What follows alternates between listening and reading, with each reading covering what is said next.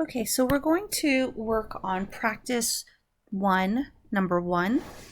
We're going to work on solving some of these problems. So the total voltage, which is given right here, is 9. So we'll write 9V there. We're going to continue to use the equation voltage is equal to current times resistance. And so we have 9 volts is equal to 0.45 amps times R.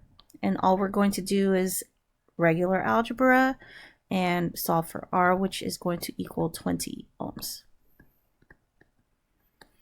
Next, we're going to fill this in with 0.45 amps because the current doesn't change throughout the circuit. So if we put the ammeter here or here, anywhere, it's always going to say 0.45.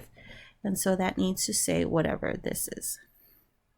Okay, so now we're going to do the rest of the boxes. These two boxes, because they have the same resistance, need to add up to whatever this is. So what number is the same that will add up to 20? So we'll take 20, divide by 2, we'll get 10. And so that we know 10 ohms, and 10 ohms make 20 ohms, and they're the same numbers, so it fits our criteria. This part will be the voltage drop for each resistor. And so we know that 10, and when we multiply the current and resistance, we're going to get the voltage. So we'll just do straight multiplication. We'll get 4.5 volts here and 4.5 volts here. Okay, now let's fill this out. So because there's no resistor here, it's just going to stay 9. I think we're assuming that the wires have 0 resistance, which in real life isn't completely true, but we're just going to assume that. So from here to here, we have our voltage drop, and we have another voltage drop from here to here. Remember that our voltage drop from here is 4.45, or is 4.5. So we're going to fill that in. 9 minus 4.5 is going to be there. And so we know that is going to be 4.45. Okay. And so then this stays the same. And so we have 4.5 minus 4.5, which is going to be 0, 0, 0, and 0. And it just stays 0 all the way through so that it has enough room. We'll think of it as it needs somewhere to go so that the battery can work on this guy to have 9 on the high potential energy end. Okay, and so when we draw our schematic, we'll draw the high potential, low potential, and we're going to draw the circles all the way through.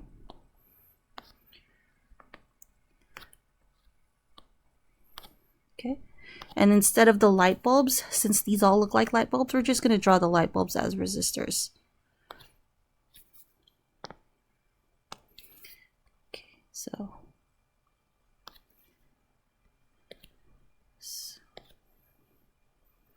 and then another resistor and a circle.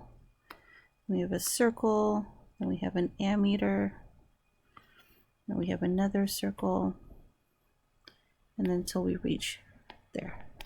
Okay, in our circles we are going to we're going to assign them letters. So we'll just assign this A, B, C, D, E, F, G, H, I, and J.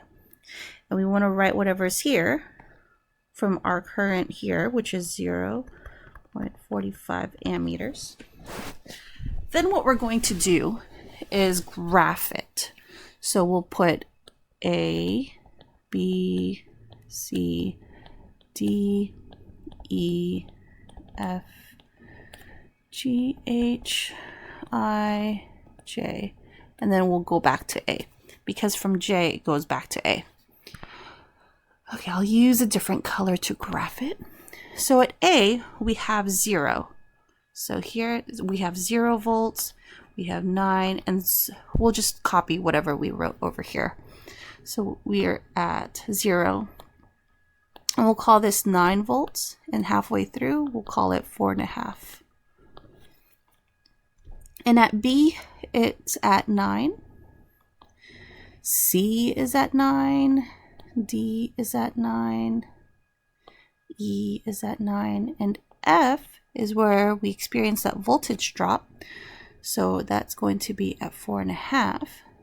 G stays at 4.5. And then we get another voltage drop to H. So now it's at 0. I and J stay at 0. And then once again, A is at 0. So your graph should end up looking like this. And we are done.